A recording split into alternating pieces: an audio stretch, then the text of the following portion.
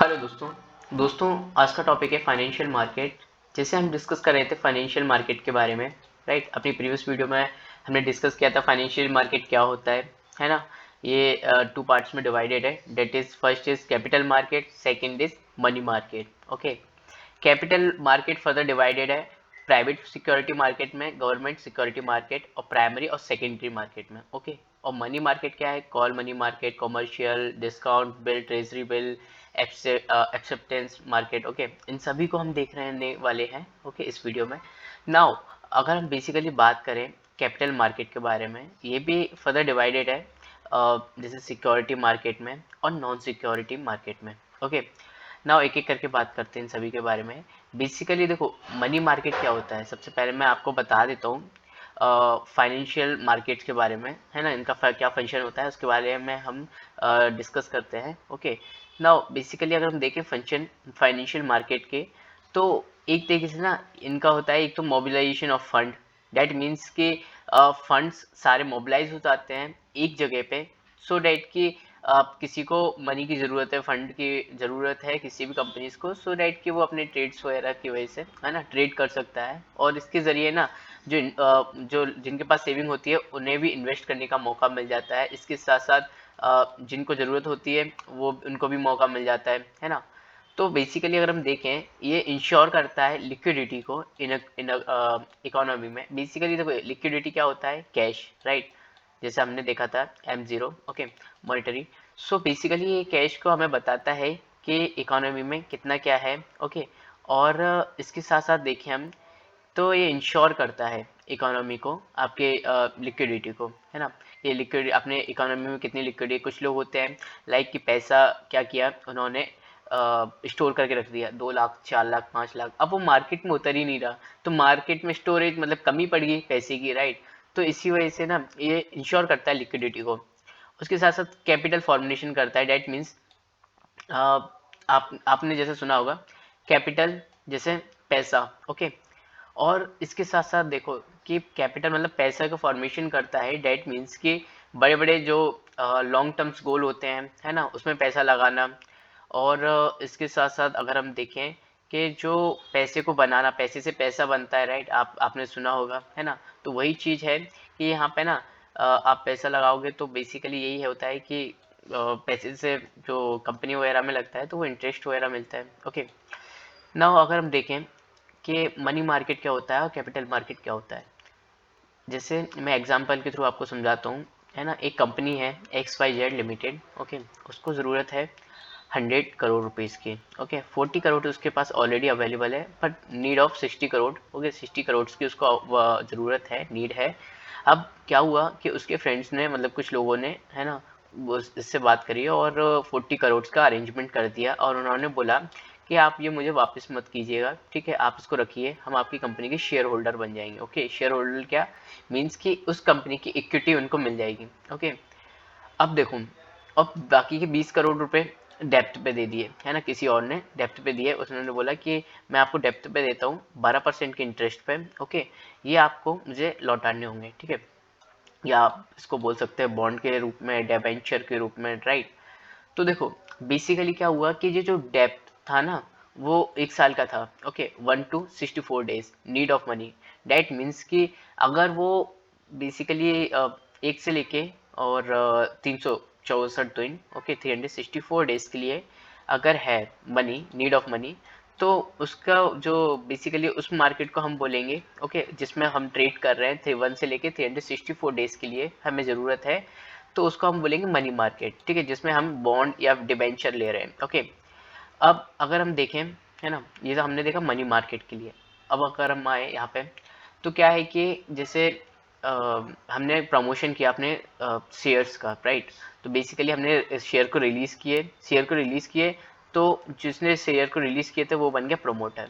Okay, अब क्या हुआ है ना कि अब उसको शेयर्स, मतलब इसमें बेसिकली क्या किया, उसमें 60% तो शेयर्स ऑलरेडी रिलीज कर दिए, 40% शेयर्स रिलीज कर दिए। ओके, अब अगर हम देखें सेबी में, तो उसी बंदे ने बोला कि अब मुझे ना सेबी में, मतलब एक तरीके से मार्केट में अब अपने शेयर्स उतारने हैं, ठीक है। सबसे पहले क्या करना होता है कि ऐसे स्टॉक एक्सचेंज में डायरेक्ट कंपनी नहीं आती। ओके, पहले अप्लाई करना होता है सेबी के लिए। ओके, सेबी जब अप्रूवल कर देता है तो फिर क्या होता है कि स्टॉक एक्सचेंज में आता है। ओके, अब क्या हुआ, 1000 करोड़ रुपए की जरूरत थी, तो फर्स्ट टाइम है ना, फर्स्ट टाइम क्या किया, initial public offers, that means कि पहले फर्स्ट टाइम स्टॉक को लूज किया, निकाला मार्केट में। ओके, इनिशियल पब्लिक ऑफर्स के लिए। ओके, तो इसमें क्या हुआ, प्राइमरी मार्केट में आए। Primary market is nothing, means कि मार्केट देखो सेम ही होती है। मार्केट में क्या होता है कि अलग अलग थिंग्स चेंज होती है, लाइक जैसे एक सेकेंडरी होती है, एक प्राइमरी होती है। ओके, आप पहले ये समझिए, प्राइमरी में क्या होता है कि न्यू जो शेयर्स आते हैं ना, न्यू शेयर्स मीन्स कि कोई भी फ्रेश शेयर्स के ऑलरेडी वो मार्केट में ना हो, है ना, पहले से कभी कंपनी ने निकाला ना हो, ठीक है, तो वो उसको बोलते हैं प्राइमरी मार्केट। ओके, तो उसमें आए शेयर्स, है ना, ये ऐसे मतलब एस सच की डिफरेंट नहीं होती, सेम ही होती है, बस ये होता है कि इसको एनालिसिस करने में आसानी होती है, इसलिए इसको डिवाइड किया है प्राइमरी और सेकेंडरी मार्केट में। ओके, सो फ्रेश शेयर्स आते हैं प्राइमरी मार्केट में, और फिर उसके बाद क्या हुआ कि उसको ही वापस से अगर ट्रेड करना हो, दैट मीन्स कि उसी शेयर्स को फिर से लूज करना हो और चेंज करना हो, है ना, तो वही रोटेट करना हो ना, तो वो बोलते हैं उसको सेकेंडरी मार्केट में। ठीक है, वही शेयर्स फिर से रोटेट हो रहे हैं तो उसको बोलते हैं सेकेंडरी मार्केट। नाउ हमने देखा कि ये जो कैपिटल मतलब जो शेयर्स का जो चल रहा है ना, रोटेटिंग हो रहा है, इसको हम बोलते हैं कैपिटल मार्केट। ओके, क्योंकि ये 165 डेज से प्लस है ना, इस वजह से। मनी मार्केट 1 टू लेके 364 डेज के लिए होता है, कैपिटल मार्केट होता है 365 डेज और मोर के लिए होता है। ओके, नाउ अगर हम देखें सिक्योरिटी, डेट मीन्स सिक्योरिटी, जैसे आपने सुना होगा अब इक्विटी। ओके, इक्विटी के साथ साथ जैसे आपने सुना होगा शेयर्स, है ना, फाइनेंशियल इंस्ट्रूमेंट। देखो शेयर्स को ही फाइनेंशियल इंस्ट्रूमेंट बोलते हैं, इक्विटी बोलते हैं। ओके, अब देखो अगर हम जनरल टर्म में आ जाएं, ओके, इकोनॉमी में, तो इसको सिक्योरिटी बोला जाता है। Security is like means of certificate, okay, and document indicating that it's holder is eligible to receive a certain amount of money at a particular time. Okay, that means कि आपको आपने जैसे कोई बॉन्ड्स मतलब कोई भी शेयर्स वगैरह लिया। ओके, सो बेसिकली क्या होगा ना, उस डॉक्यूमेंट्स की कीमत होगी।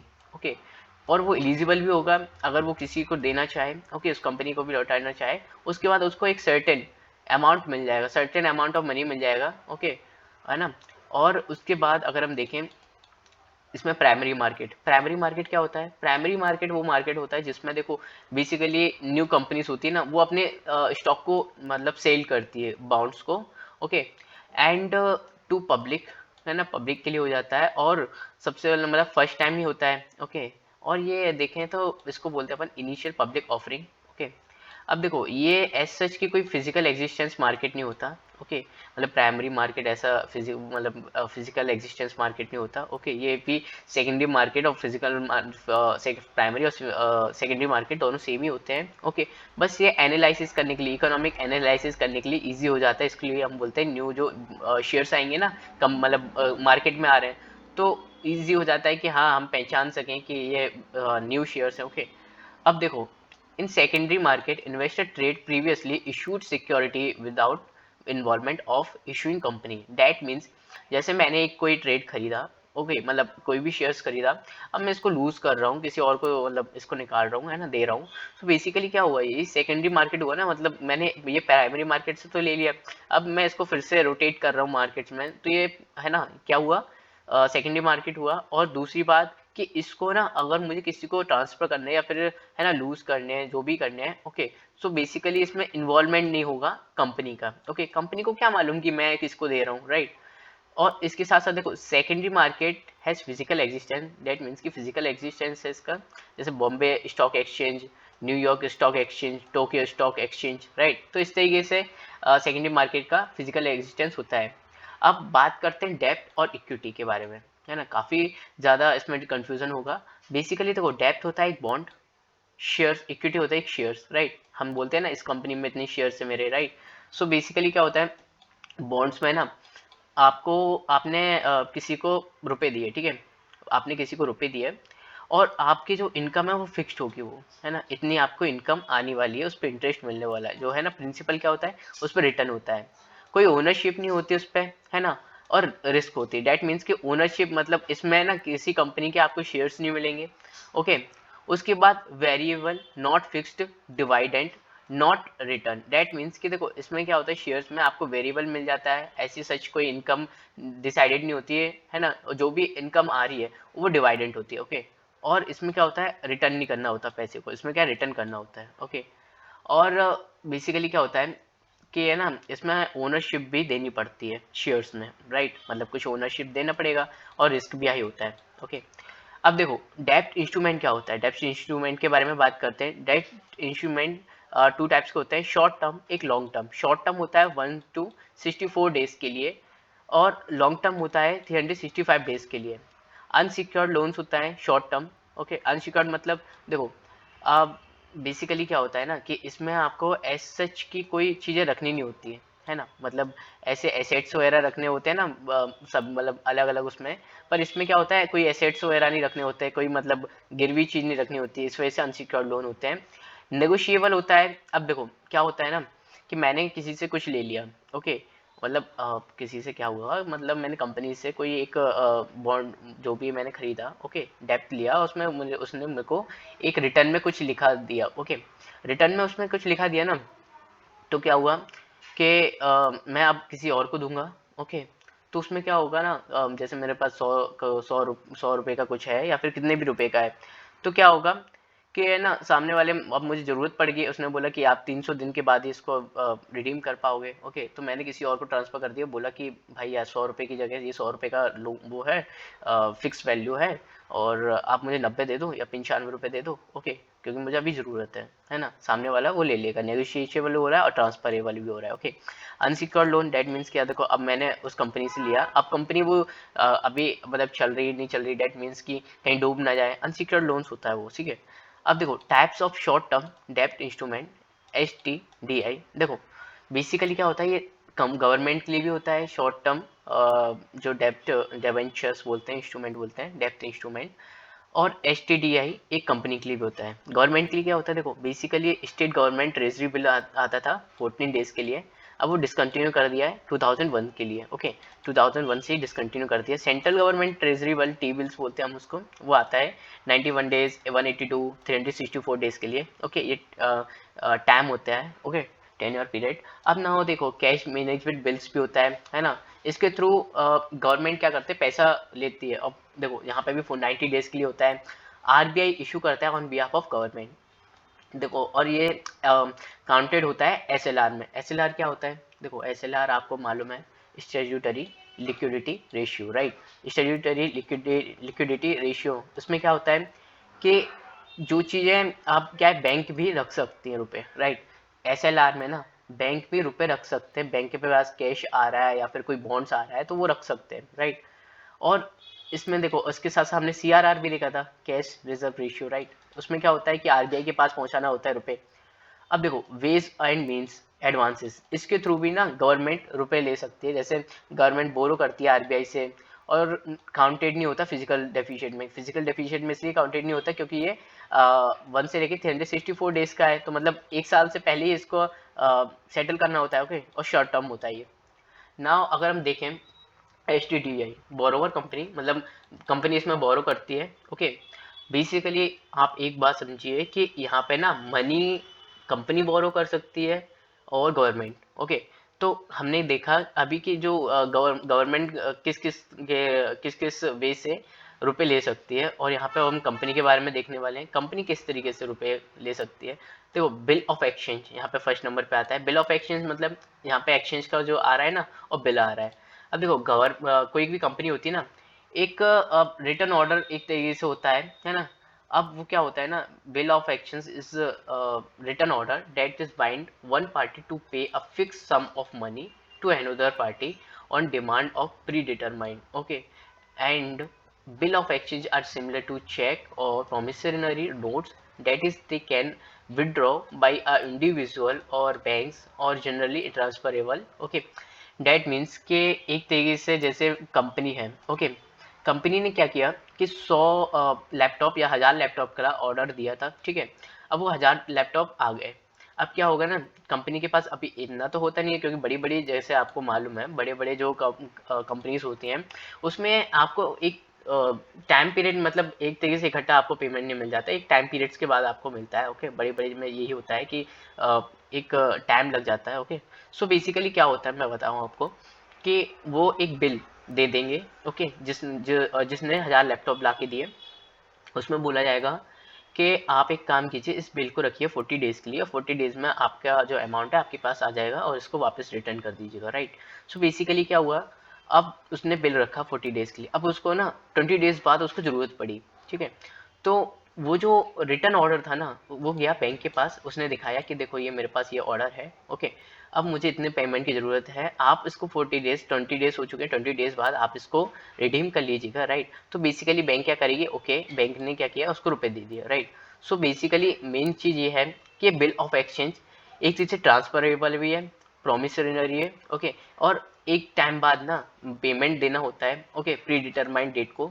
ओके, तो बेसिकली ये है कि एक रिटर्न ऑर्डर समथिंग जो मैंने आपको इशू किया, ओके, उसमें लिखा था ये आपको इतने मतलब एक तरीके से ये एक डेप्थ है 1000 का। ओके, 1000 का एक इशू है, आप मुझसे इतना पेमेंट ले सकते हो। ओके, है ना, कोई भी इससे ले सकता है। ओके, जनरली ट्रांसफरेबल होते हैं, है ना। और ये विड्रॉ कोई भी कर सकते हैं, इंडिविजुअल कर सकते हैं या बैंक कर सकती है। हुंडी, हुंडी में देखो, आपने हवाला नाम सुना है? आपने मूवी में देखा होगा कि कोई कंट्रीज में जैसे कि मतलब मैंने गया किसी के पास। ओके, मतलब नॉर्मली आप कोई भी मान लीजिए। ओके, सो बेसिकली क्या हुआ कि एक नोट देते हैं, मैंने कहा कि मुझे इतना पेमेंट चाहिए, और कहीं और मनी लॉन्ड्रिंग के बारे में आपने सुना है? मनी लॉन्ड्रिंग से मतलब मिलता जुलता ही होता है। बेसिकली क्या होता है ना कि मैंने कहा कि मुझे मोरक्को में रुपए चाहिए, ठीक है, एक 100 करोड़ रुपए। सो बेसिकली क्या हुआ कि उसने बंदे ने क्या किया, दो नोट ला के दिए। ओके, एक नोट ला के दिया, उसमें से एक नोट मुझे फाड़ के दे दिया, एक नोट बोला कि ये है ना नोट, आपको वहाँ पे मोरक्को में मिलेगा। ओके, इसको दे दीजिएगा। ओके, सो बेसिकली देने के बाद आपको वो जो पेमेंट है आपका 100 करोड़ रुपए आपको मिल जाएगा। ओके, तो ये क्या हुआ है, हवाला मतलब हुंडी। ओके, ये इलीगल है। ओके, अब एंशियंट टाइम पे में क्या हुआ करता था, एक सील हुआ करती थी, सील लगाते थे, मतलब एक तरीके से ऑर्डर या आप बोलो, है ना, हुंडी रेडी करते थे। हुंडी रेडी मतलब कि क्या हुआ करता था, जैसे रोमन, अब रोमन में क्या हुआ कि वहाँ के जो कुछ लोग हुआ करते थे ना, जो मतलब बेसिकली ट्रेडर्स, या फिर आप बोलो तो कि कुछ बिजनेसमैन हुआ करते थे उसी टाइम के, है ना, ट्रेडर्स। सो बेसिकली वो लोग क्या कर देते थे, एक हुंडी तैयार कर देते थे। ओके, उसमें अपनी सील वगैरह लगा के, और बोला करते थे कि ठीक है, आप जाइए इंडिया वगैरह कहीं पे भी जाइए, आप इसको दिखा दीजिएगा, आपका जो भी अमाउंट होगा वहाँ पे मिल जाएगा, ठीक है। और वो इसलिए नहीं करते थे, लेके नहीं जाते थे, कैरी करके नहीं जाते थे, क्योंकि कहीं लुटेरे वगैरह उनसे ले नहीं ले। ओके, तो इसलिए क्या हुआ करता था कि वो इशू कर देते थे। ओके, और यहाँ पे ले जाके, और जो भी अमाउंट हुआ करता था गोल्ड में, जितने भी कॉइन्स हुआ करते थे, सिक्के हुआ करते थे, वो मिल जाता था। तो वही है यहाँ पे, है ना। पर ये अनकंडीशनल ऑर्डर होता है। Hundi is an unconditional order in a writing made by a person directing another to pay a certain sum of money to a person named in the order. Okay, Hondies being a part of informal system have no legal status and are not covered under the Negotiable Act Instrument Act 1881. Okay, so basically ये illegal है। okay, और इसके साथ साथ ये negotiable instrument act के under भी नहीं आता है।